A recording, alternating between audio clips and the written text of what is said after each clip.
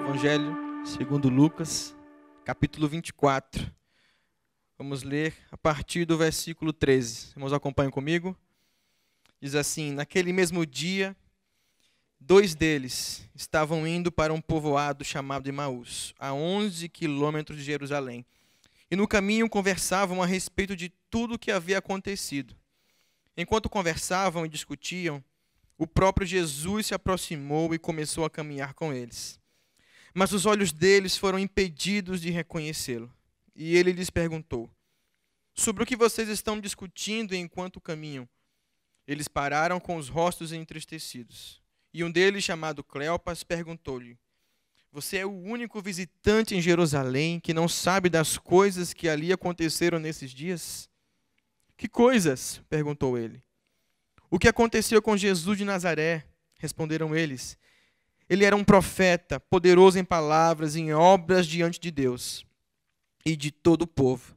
Mas os chefes dos sacerdotes e as nossas autoridades o entregaram para ser condenado à morte e o crucificaram. E nós esperávamos que era ele que ia trazer a redenção a Israel. E hoje é o 3º dia desde que tudo isso aconteceu. Algumas das mulheres entre nós nos deram um susto hoje. Foram de madrugada bem cedo ao sepulcro e não acharam o corpo dele.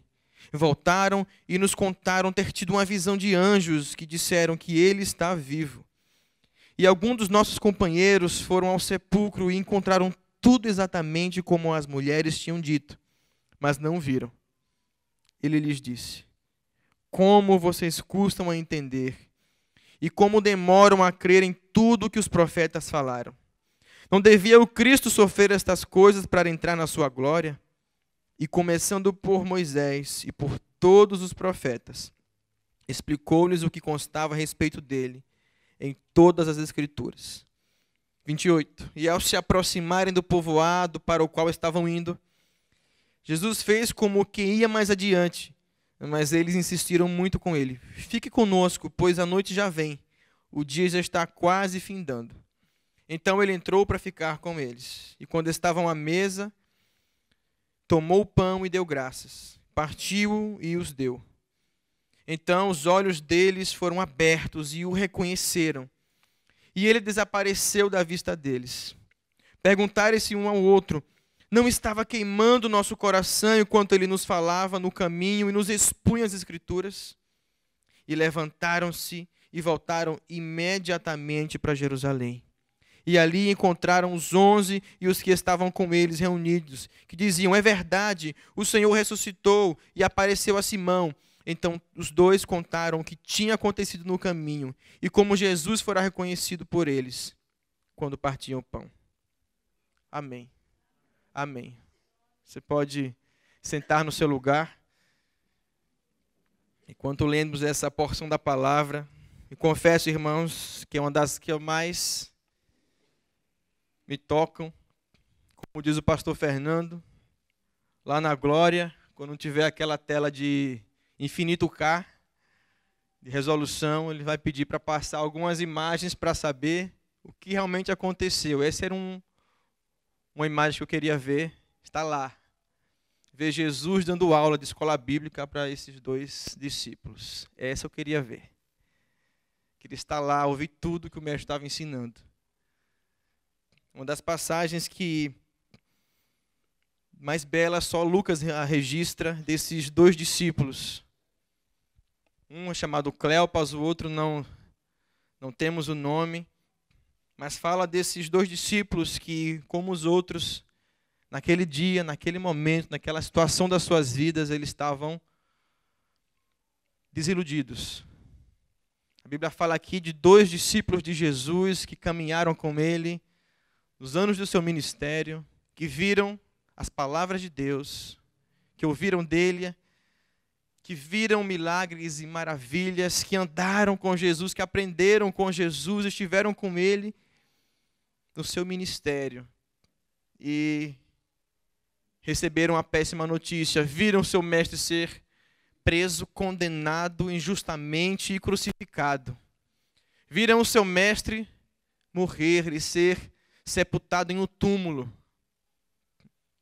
E depois que Jesus é sepultado, esses discípulos estavam arrasados. A Bíblia conta que eles dois voltavam para a cidadezinha de Emaús, possivelmente uma vila. Discípulos que tinham esperanças, muitas expectativas, eles estavam com o Mestre. Talvez quando eles estivessem com Jesus, eles estavam pensando, nossa, Jesus é invencível, estamos no lugar certo, nada poderá nos deter. E o seu coração, eu tenho certeza que estava assim queimando de alegria por estar com Jesus, aprendendo, vendo milagres e maravilhas, mas de repente, como se uma bomba explodisse, a notícia que Jesus estava crucificado, morto e sepultado no túmulo. Ah, meus amados, eu posso tentar imaginar o que esses discípulos puderam sentir. Só tentar imaginar. Discípulos esses que você sabe muito bem, deixaram tudo para seguir a Jesus. O discípulo tinha que seguir o seu mestre, ele deixava mesmo, seguia, andava de perto. Seguia de perto o seu mestre, na ambição de ser como ele. Esses discípulos ficaram desgarrados, frustrados, desiludidos, muito tristes, porque perderam a referência maior das suas vidas. O sentimento deles era de perda muito grande. O meu mestre, a quem eu depositei toda a minha esperança, ele morreu, como pode? Eles não esperavam isso. Eles não esperavam que Jesus fosse morrer. Eles não puderam entender a cruz. A cruz foi escandalosa para muitos. Como entender que aquele homem que fazia milagres e maravilhas curou leprosos, algo que nunca tinha acontecido em Israel antes, um homem com o poder de Deus para curar leprosos. Ressuscitou pessoas da morte, ressuscitou Lázaro depois de 3 dias de morto. Quantos milagres, nos curou um cego de nascença, quantas coisas maravilhosas que só ele poderia fazer. Mas no fim daquela caminhada do ministério de Jesus, ele aparece como, entre aspas, por os seus discípulos, como derrotado. Ele foi morto, crucificado. A pena de morte mais vergonhosa daquela época. No meio de 2 ladrões, foi sepultado no túmulo. Que tristeza, aqueles homens estavam acabados. Seus sonhos completamente destruídos, ao ponto deles decidirem voltar, provavelmente para o lugar de onde eles vieram. Voltando para casa, a cidade de Emaús, 11 quilômetros de Jerusalém. A cruz foi demais para eles. Eles decidem voltar. Eles decidem desistir. Eles, com os corações quebrados, amargurados talvez, eles dizem, vamos voltar. Não deu certo. Nossos sonhos não tem como progredir mais. Tudo foi por água abaixo. Vamos voltar. Não é incomum, irmãos, nós, num belo dia, recebermos uma notícia que abala as nossas estruturas, não é verdade? Se eu perguntar aqui, quem nunca recebeu tal notícia? Quem nunca ouviu a porta batendo com más notícias? Quem nunca teve o seu chão abalado pelas situações desse mundo? Quem nunca por um momento teve os seus sonhos cortados? Quem nunca ficou desiludido de alguma forma, ao ponto de querer desistir? Quantos de nós? Quantos de nós? São as decepções das nossas vidas. Quantas vezes passamos por isso? Às vezes é no ministério, às vezes é na igreja, às vezes são situações na nossa família. Às vezes queremos desistir de um empreendimento. Só notícia ruim. Foi uma bomba, muitas pessoas decidem desistir das suas vidas. Alguns decidiram desistir do casamento, alguns decidiram desistir do seu ministério em Deus, alguns hoje desistiram até de viver. Porque quando essas notícias batem na nossa porta, Não é fácil, né, irmãos? Não é fácil. Talvez não fomos preparados para essas notícias de súbito. E elas vêm, irmãos. E elas nos pegam desprevenidos e como se tirássemos do chão e a gente fica muitas vezes sem esperança, como esses 2 discípulos. E eles decidem voltar para casa. E no caminho, uma boa caminhada, 11 quilômetros. Quem são os atletas aqui? Teriam inveja, hein? 11 quilômetros caminhando até aquela cidade de Emaús. Eles estão conversando, entristecidos sobre os acontecimentos, talvez falando um com o outro. Não acredito que isso aconteceu. Como isso pode ter acontecido? Nossos sonhos já são desfeitos, e agora? O que é que nós vamos fazer? Vamos chegar na nossa casa e dizer o quê? O que é que vai ser das nossas vidas? Vamos voltar a trabalhar de novo naquilo que a gente estava? A gente decidiu sair para um sonho.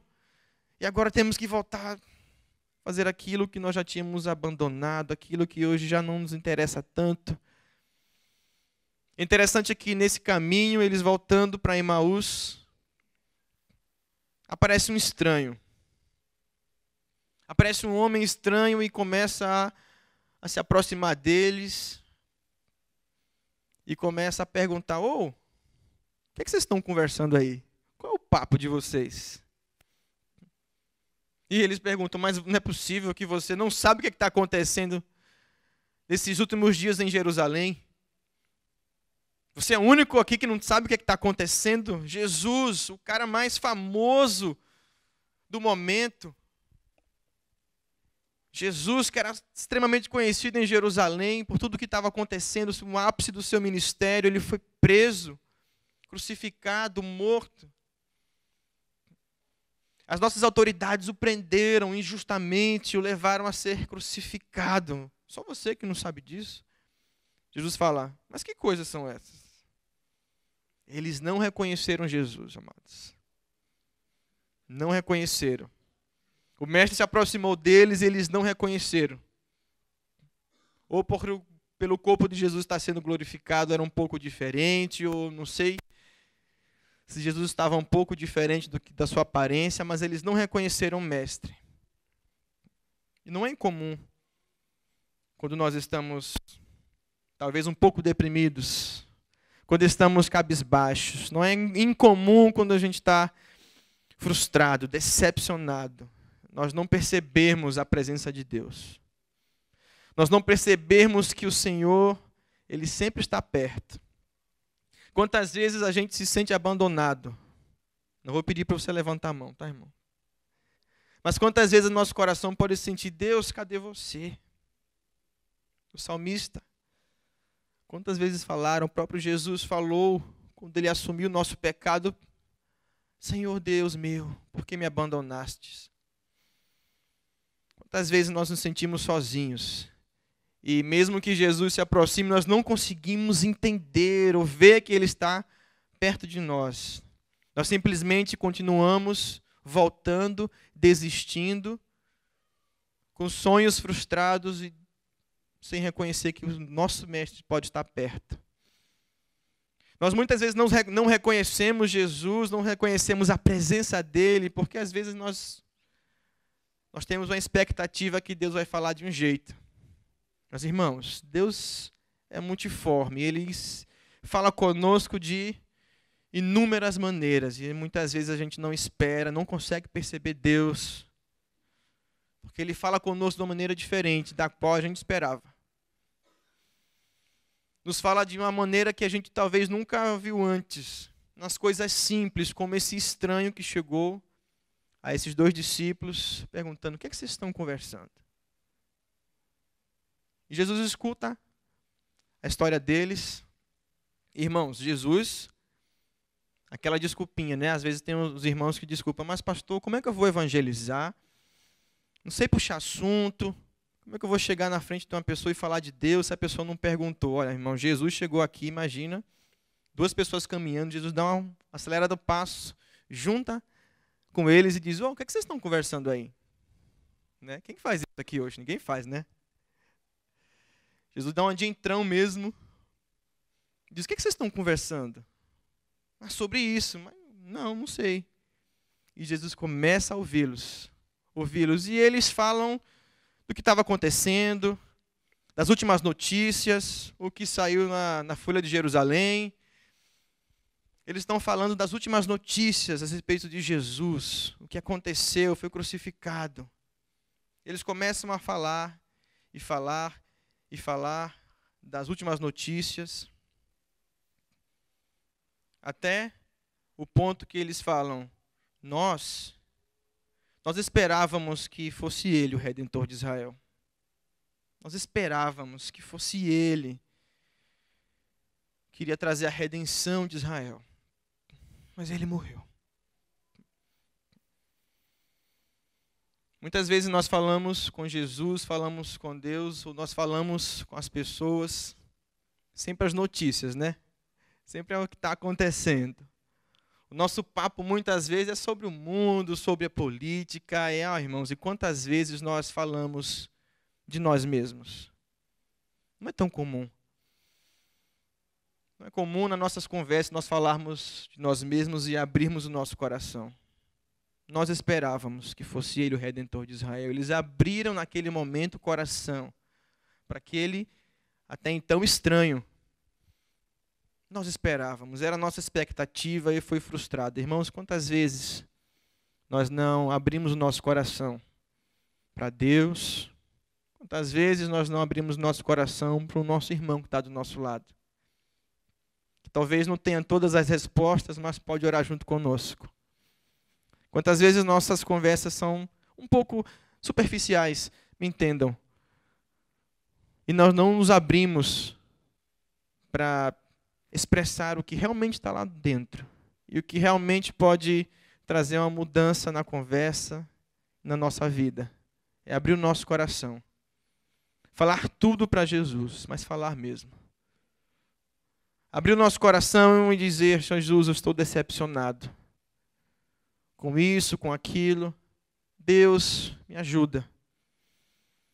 E ao abrir o coração, aqueles discípulos receberam de Deus, dos próprios Jesus, sem eles saberem, a contrapartida. E aí a história muda. Quando eles abrem o coração, Jesus fala: mas como vocês demoram para entender? Vocês não entenderam ainda que era necessário que o Cristo sofresse tudo isso para entrar na sua glória? E como se eles disseram: opa, continua, conta mais. E Lucas narra que desde Moisés, os Pentateucos, os profetas e toda a escritura que eles tinham naquela época, Jesus foi mostrando que era necessário Jesus, o Messias, passar por tudo aquilo. E eles sem saber quem era Jesus. Imagina a aula que Jesus deu naquele dia. Horas de caminhada, talvez passou em um segundo. De tanta sabedoria daquele estranho que tinha se chegado a eles para falar. Jesus se aproxima, e é muito interessante, amados, porque Jesus se aproxima.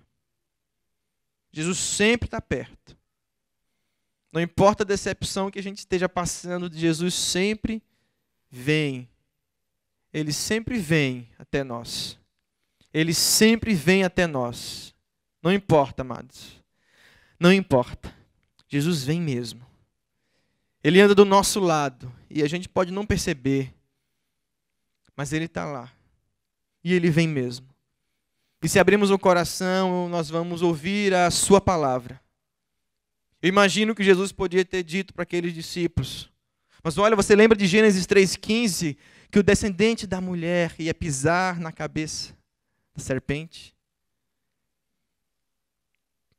Você não lembra que em Gênesis 12, Deus, quando chama Abraão, ele falou que o descendente de Abraão traria bênção para todas as nações da terra? Era desse Messias que ele estava falando. Ou vocês não se lembram que em Gênesis 49, quando Jacó está profetizando sobre Judá, diz que eis que vem, o cetro não se apartará de Judá, até que venha aquele cujas nações obedecerão. Ou mesmo em Êxodo 12, quando estão imolando o cordeiro para sair do Egito, aquele cordeiro cujo sangue seria nos umbrais das portas, onde o anjo da morte ia passar pelo acampamento de Israel, naquela noite que eles iam sair do Egito, e não lhes fariam mal. O sangue ali ia cobri-los e nada ia acontecer. Imagina eles falando, era do Messias que ele estava falando. Ou em Levítico 16, onde é um capítulo que trata sobre a propiciação, sobre como o animal no Antigo Testamento, num sacrifício, pegava a culpa daquele que fazia o sacrifício e levava embora. O animal a quem ia a culpa, ele podia ter dito, era do Messias que ele estava falando. Era do Messias. Ou quando em Deuteronômio 18, Moisés fala, eis que virá um profeta depois de mim, assim como eu, ouçam-no. Ele pode ter falado em Isaías 7, a virgem dará a luz. Era desse Messias que ele estava falando. Ou Isaías 9, um menino nos nasceu, um filho nos foi dado, e o seu nome será chamado Emanuel. Ele será chamado maravilhoso, conselheiro, Deus forte, Pai da eternidade. É do Messias que as Escrituras estavam falando. Imagino eles, como assim? Nós nunca pensamos nisso. Como assim? Ele poderia falar de diversas passagens dos profetas, de Isaías, de Jeremias, talvez até chegar a Isaías 53, que lemos no começo, que certamente ele tomou sobre si as nossas dores, levou sobre si as nossas enfermidades, e o castigo que ele levou, que estava sobre ele, nos trouxe paz. E era necessário passar por isso. Deus fez assim, para que a iniquidade de muitos fosse apagada. Imagino aqueles discípulos com os olhos abertos, entendendo o que as Escrituras estavam falando. E todo o Velho Testamento apontando para o Messias e que era necessário que ele sofresse, mas que ele renasceria, que ele ressuscitaria e tomaria de novo a sua vida.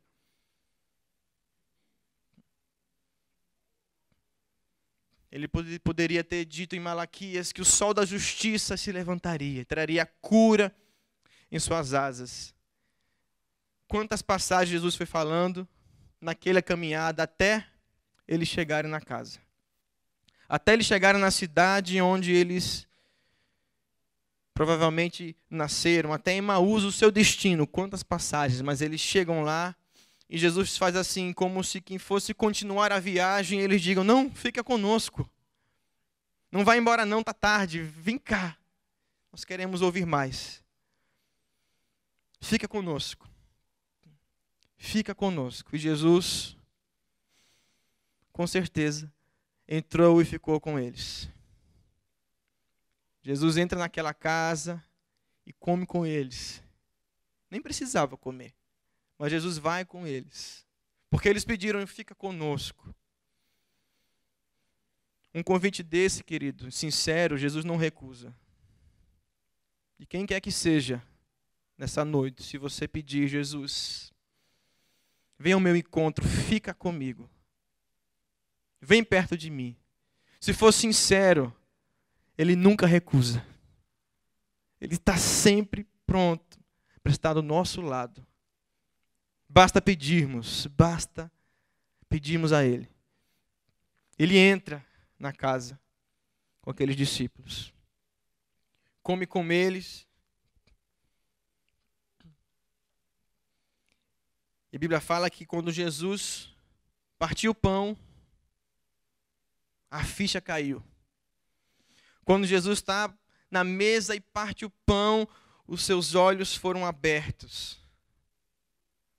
Quando ele parte o pão, ele diz, meu Deus, é o mestre. Talvez eles se entreolharam assim,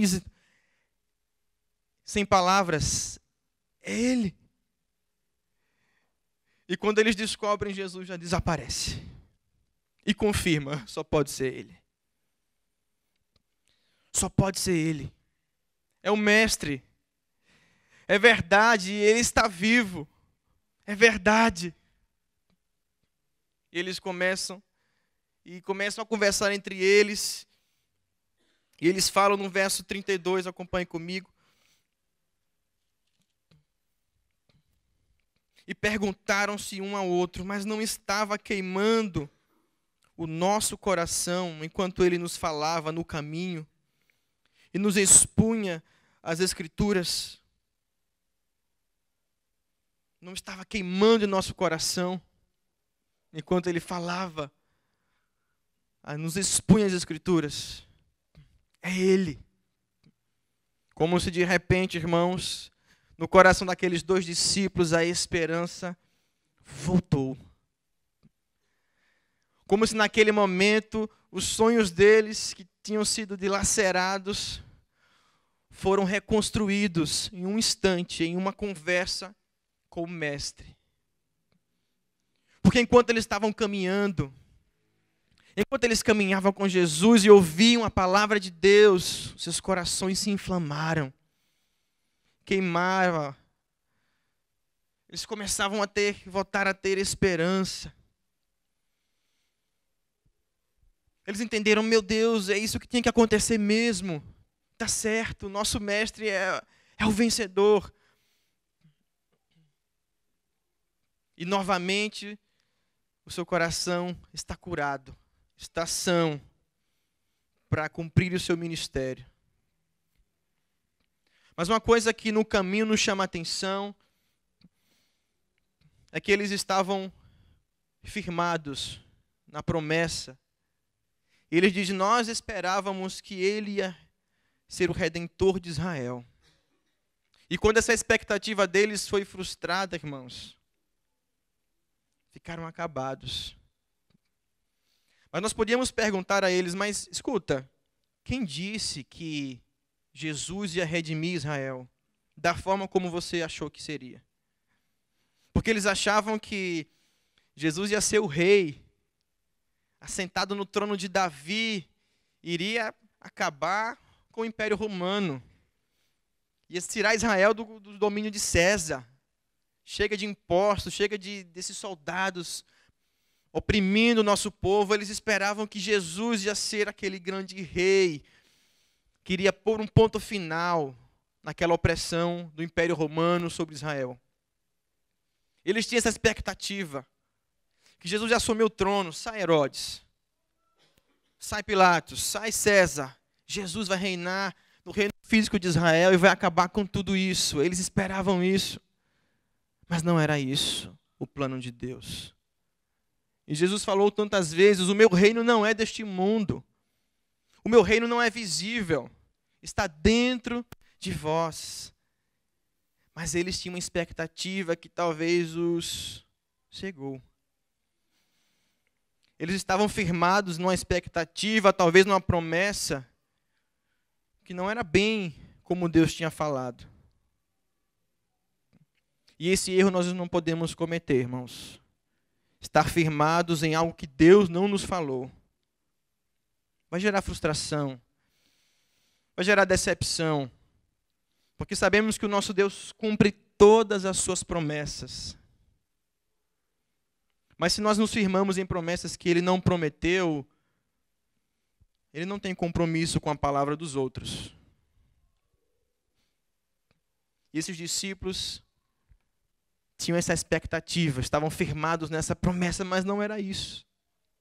Não era isso. Estavam firmados nos pés em coisas erradas. Firmaram seus pés numa promessa que não era bem assim. Por isso ficaram tão machucados, tão decepcionados. Mas Jesus vem ao encontro deles e diga, olha, essa promessa a qual vocês estavam firmados não era assim. O Redentor de Israel é de outro jeito. O Messias vai fazer algo novo em Israel, mas de outra forma. Vocês não estão percebendo. Ei, acorde. Não é como você está pensando que vai ser. Acorde, escute, olhe as Escrituras e veja. Eu vou te mostrar. E Jesus mostra como que o Messias ia redimir Israel. Não era do jeito que eles estavam pensando. Mas convencidos, depois que Jesus lhes expôs as Escrituras, depois que seus corações ficaram em chamas, por realmente entender que era aquela promessa de Deus, que era aquele jeito que o Messias ia redimir Israel. Depois que eles entenderam que tudo aquilo era o plano de Deus, seus corações queimavam. Queimavam. E a Bíblia fala que no mesmo instante, depois que eles viram, reconheceram Jesus, no mesmo instante, voltaram para Jerusalém. Outra caminhada. Voltaram para Jerusalém o mais rápido que eles puderam. Voltaram para Jerusalém e contaram aos discípulos: é verdade, o nosso mestre está vivo. Tudo o que aconteceu era o plano de Deus, ele apareceu para nós e nos explicou tudo. Ah, a palavra de Deus, meus irmãos. Que palavra que é essa? Que palavra que é essa? O coração daqueles discípulos foi curado. E não foi só curado das suas decepções. Mais do que isso, foi incendiado. Foi inspirado a sair contando para todo mundo o mais rápido possível que o mestre estava vivo. Que o mestre ressurgiu, que a morte não pôde detê-lo. Que ele sim era o Messias. Sim, meus irmãos, o que nós aprendemos com a palavra de Deus nessa noite é que não importa as decepções que a gente já passou, o que estamos passando, quem sabe. Sabemos que Jesus está perto de nós, embora muitas vezes não olhamos e não percebemos, mas sabemos que Ele está perto de nós, e se abrirmos o coração para Ele, Ele vai nos responder. E ao ouvir a sua voz, e ao ouvir a sua palavra, ao ouvir as suas promessas, o nosso coração, mais uma vez, se encherá. A esperança renascerá. O coração se inflamará de alegria e de certeza que o nosso Deus é vivo e está conosco. E é só isso que nós precisamos. Mais nada. Só isso. Por isso, nessa noite, não importa que má notícia que bateu na nossa porta esses dias, ou há muito tempo, ou se algum sonho já você nem cogita mais. A sua situação está tão difícil que você nem tem mais esperança. Eu quero orar com você nessa noite, para que o nosso coração seja incendiado. Que o queimor de Deus, da sua palavra, arda de novo no nosso coração. Para que se você estiver com sonhos já sem esperança, seja na igreja, no ministério, seja na sua família, seja no seu casamento, seja na sua empresa, seja no mercado de trabalho, na força de Deus e pelo poder do Espírito Santo sejamos cheios e o nosso coração volte a arder, meus amados. Volte a ser cheio de fogo. E se você por acaso está frio na fé, está já vivendo na forma automática, quero orar também nessa noite para que o Senhor nos encha com fogo no nosso coração, reavivando o chamado que Ele tem em nós, nos motivando a nos engajarmos cada vez mais na sua obra, no seu reino. Que as palavras deles se tornem controláveis na nossa boca. Esse é o chamado nessa noite. Por isso, ainda sentados, eu quero orar com você nessa noite. E aí onde você está, com os olhos fechados, só Deus sabe o que nós temos passado, né? Só o Senhor que sonda os nossos corações e só Ele é poderoso para saber quantas frustrações temos dentro de nós e talvez não contemos ou nunca contamos para ninguém. Só Ele é capaz de saber tudo que temos desistido, tudo que nesses tempos a gente tem abrido mão, por decepções, por más notícias, por traições, por mortes. Mas o Senhor sabe. Ele sabe quem você é. Por isso, nessa noite, Pai querido, nós colocamos nosso coração diante do Senhor. Nossa vida, o nosso coração, nossos sentimentos e emoções perante a Ti, Senhor. Colocamos e abrimos, Deus. Pedimos que o Senhor toque em nós nessa noite. Todos nós que estamos aqui, aqueles que estão em casa assistindo, não importa o dia que seja. Ao abrir o nosso coração para Ti nessa noite, Pai, pedimos que a Tua mão toque em nós. Que o Senhor reacenda a chama, reacenda o fogo dos nossos sonhos, Pai, dos nossos planos, que sabemos que foi o Senhor que fez e deu para nós. Sim, Deus, eu quero orar, Pai, para aqueles que estão desiludidos, Senhor, no mercado do trabalho, nas suas empresas. Parece que as coisas não estão fluindo. Que o Senhor toque nos seus corações e reacenda a esperança de que o Senhor tem algo melhor e tudo que nós precisamos é o Senhor. E que o Senhor nos supre. Para aqueles corações, Deus, que estão tristes pela família. Para aqueles corações duros, Deus, da nossa família que não se entregam ao Senhor e talvez estejam em caminhos tortuosos. Pai, toca os seus corações nessa noite. E que a certeza de que o Senhor é soberano queime nos nossos corações. Queime em seus corações. A certeza que o Senhor está perto, na promessa que o Senhor nunca nos deixa e nunca nos abandona. Na promessa que o Senhor guarda aqueles que são seus e que o Senhor ama incondicionalmente. No conhecimento que temos de Ti, Senhor, que o Teu amor é incondicional e que está sempre de braços abertos, não importa as infrações que temos cometido, Senhor.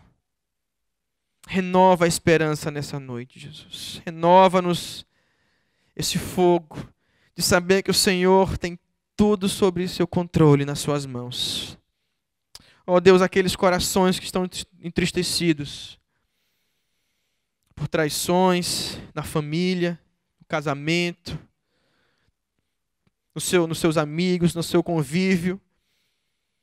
Ó Deus, só Tu sabes, Senhor, como isso nos machuca, mas só Tu sabes como resolver, Deus. Por isso, que o Teu amor, Senhor, seja derramado sobre os seus corações nessa noite. Para todos os que ouvem, Senhor, para todos os que derramaram o coração nas Tuas mãos agora. Ó Senhor, que o Teu bálsamo os cure. E que o Teu fogo, Senhor, renove a fé. Renova-nos a esperança. Renova-nos, Deus, a fé que o Senhor tem tudo, Senhor, nas Tuas mãos. Pai, em nome de Jesus. Que nenhuma tristeza seja mais forte que a esperança e a fé que temos em Ti, Senhor. Que a tristeza e o sofrimento não nos impeçam de ver o Senhor, que o Senhor está perto de nós. Ó Deus. E que se por acaso algum de nós nessa noite está sem ânimo, está desanimado com a vida, está desanimado, Deus, com o mundo, com o Evangelho, com a igreja, ó Pai, em nome de Jesus, que o Teu Espírito nos toque nessa noite. E reacenda a chama, Senhor. Reacenda a chama, Deus, de viver para Ti intensamente. Que o nosso coração, Deus, arda como esses discípulos que lemos na Tua palavra, que ao ouvirem as Escrituras, o Mestre falando, seus corações começaram a inflamar-se. Que seja o nosso nessa noite, de fazer a Tua vontade, Senhor. De não vivermos mais no automático, a nossa religião, mas sermos embaixadores do Teu reino. Aqui estamos, Deus, todos nós, com o coração diante do Senhor. Que a Tua palavra encontre pouso, encontre o terreno fértil em nós nessa noite. Que a tua graça, Senhor, esteja sobre nós. Que o teu bálsamo nos cure e continue ministrando a nós na volta para nossa casa, durante a semana. Que arda em nós a cada parte e porção da Escritura que lermos. O Senhor fale conosco, como o Senhor falou com esses discípulos. E o Senhor renove em nós a esperança que temos em Ti e somente em Ti. Tudo a Ti entregamos, Senhor. A nossa vida é do Senhor. O nosso coração é do Senhor. E os nossos problemas estão diante do Senhor.